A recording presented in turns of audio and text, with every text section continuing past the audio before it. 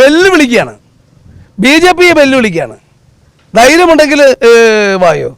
ഞാൻ പിന്നെ കടലിൻ്റെ തിരമാലകളെ ഭയപ്പെടാത്ത ഒരു ആളാണ്. BJPയെ ഇത്തരം ഉമ്മാക്കി കാണിച്ചാലൊന്നും പേടിക്കുന്ന കാര്യമില്ല. വെല്ലുവിളിക്കുകയാണ്. തൃശ്ശൂരിൽ BJP ബോധപൂർവമായ വർഗീയ സംഘർഷം ഉണ്ടാക്കാൻ വേണ്ടി ശ്രമിക്കുകയാണ്. തെരഞ്ഞെടുപ്പിൽ ഒരു കാരണവശാലും തൃശ്ശൂരിൽ ജയിക്കാൻ കഴിയില്ല എന്ന് ബോധ്യമായപ്പോൾ സാമുദായിക സംഘർഷമുണ്ടാക്കാനും സാമുദായിക വിഭാഗീയത ഉണ്ടാക്കാനും വേണ്ടിയിട്ടുള്ള ബോധപൂർവമായ ശ്രമമാണ് കേന്ദ്രം ഭരിക്കുന്ന ഭരണകക്ഷിയുടെ നേതാക്കന്മാർ തൃശ്ശൂരിൽ ചെയ്യുന്നത്. അത് തൃശ്ശൂരിൽ വിലപ്പോവില്ല എന്ന കാര്യം ആദ്യം പറയട്ടെ.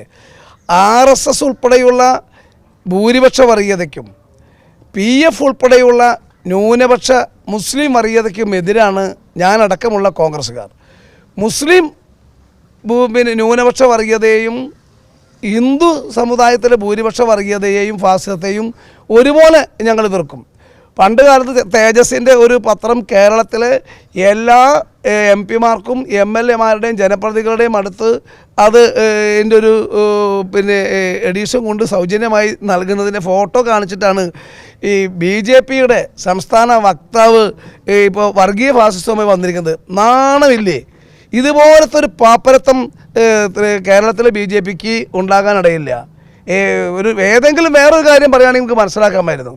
ഒരു പത്രം പിടിച്ചു നിൽക്കുന്ന ഫോട്ടോയിൽ വെച്ച് അതാണ് നിരോധിത സംഘടനയോടുമായിട്ടുള്ള ബന്ധമെന്ന് പറയുന്നത് അപമാനമാണ്. BJP നേതൃത്വത്തിന് പാപ്പരത്വമാണ്. അതുകൊണ്ട് ഞങ്ങൾ വർഗീയത എതിർക്കും. അത് മുസ്ലിം തീവ്രവാദത്തെയും എതിർക്കും, RSSൻ്റെ ഹിന്ദു തീവ്രവാദത്തെ എതിർക്കും. രണ്ട് തീവ്രവാദത്തെയും രണ്ട് വർഗീയത ഞങ്ങൾ എതിർക്കും. തൃശ്ശൂരിൽ വർഗീയ സംഘർഷം ഉണ്ടാക്കാൻ വേണ്ടി നോക്കണ്ട, അത് നടക്കില്ല. BJP ജില്ലാ പ്രസിഡന്റിന്റെ ഒരു ഭീഷണി TN പ്രതാപന്റെ നേരെ ചാണകവെള്ളം പറയുന്ന ഭീഷണി പറഞ്ഞു, പക്ഷെ അത് തിരുത്തിയിട്ടില്ല. അപ്പോൾ ആ ഭീഷണിയെ എങ്ങനെ കാണുന്നു? വെല്ലുവിളിക്കുകയാണ്. BJPയെ വെല്ലുവിളിക്കുകയാണ്. ധൈര്യമുണ്ടെങ്കിൽ വായോ. ഞാൻ കടലിൻ്റെ തിരമാലകളെ ഭയപ്പെടാത്ത ഒരു ആളാണ്.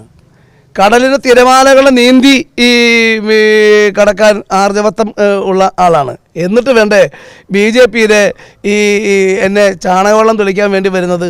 ഞാൻ ചാണകം മെഴുകിയ തറയിൽ കിടന്ന് വളർന്ന ആളാണ്.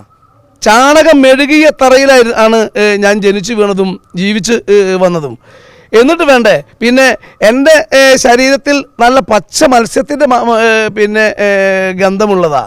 BJPയെ ഇത്തരം ഉമ്മാക്കി കാണിച്ചാലൊന്നും പേടിക്കുന്ന കാര്യമില്ല. വെല്ലുവിളിക്കാണ് വരാൻ. അങ്ങനെ ഭീഷണിപ്പെടുത്തി BJPക്കും RSSനും ഭീഷണിപ്പെടുത്തിയാൽ വഴങ്ങുന്ന കൂട്ടത്തിലല്ല TN പ്രതാപൻ എന്ന കാര്യം ഞാൻ BJP സംസ്ഥാന നേതൃത്വത്തെയും ജില്ലാ നേതൃത്വത്തെയും ഓർമ്മിപ്പിക്കാൻ ആഗ്രഹിക്കുകയാണ്. ഞാൻ വെല്ലുവിളിക്കുന്നു. നിങ്ങൾ പറയുന്ന സ്ഥലത്തേക്ക് വരാം, പന്തയം വെച്ച് വരാം. RSSന് എനിക്ക് പേടിയില്ല. എൻ്റെ മുഖത്ത് കാണുന്ന അടയാളം, ഞാൻ 8ാം ക്ലാസ്സിൽ പഠിക്കുമ്പോൾ RSSകാർ എൻ്റെ സ്കൂളിൽ വന്നിട്ട് തലക്കുള ഹൈസ്കൂളിൽ വന്ന് ഇടിക്കട്ട കൊണ്ട് എന്നെ ഇടിച്ചതാ.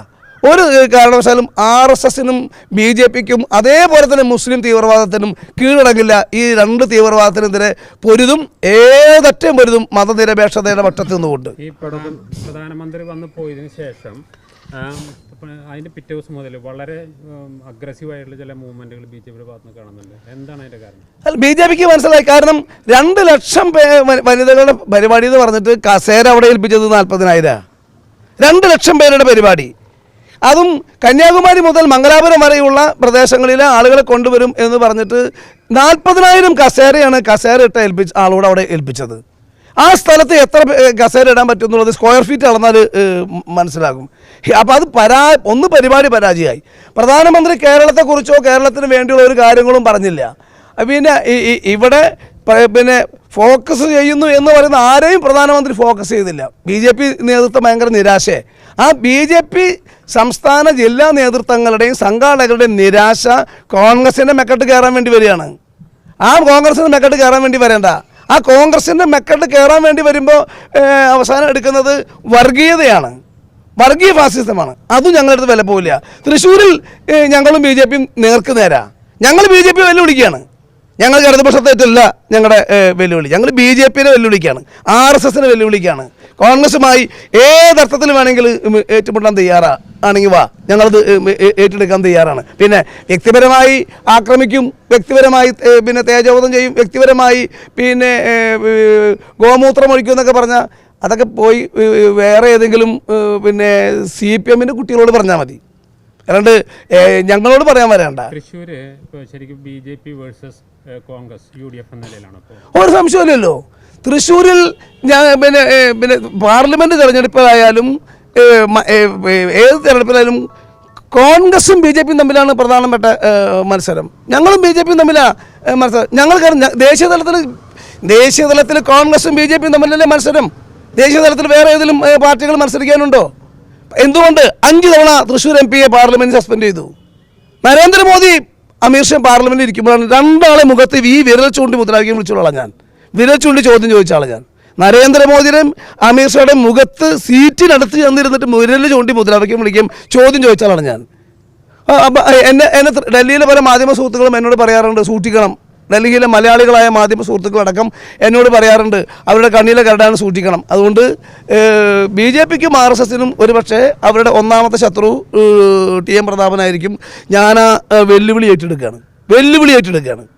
ഞാൻ ഒരിക്കൽ കൂടി ആവർത്തിച്ച് പറയുന്നു, BJPയുടെയും RSSൻ്റെയും ഏത് വെല്ലുവിളിയെയും തൃശ്ശൂർ ഏറ്റെടുക്കും, ഒരു സംശയം വേണ്ട.